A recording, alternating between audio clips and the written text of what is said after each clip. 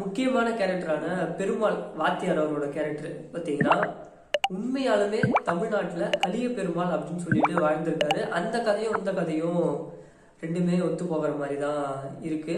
இவரு 1924 மார்ச் 4 கடலூர் மாவட்டத்துல பாத்தீங்கன்னா இவரு பிறக்கிறாரு. இவரு தமிழ் தேசியவாதியாகவோ பெரியாரிஸ்ட் அப்படின்னு சொல்லிட்டு இவரு இருக்காரு.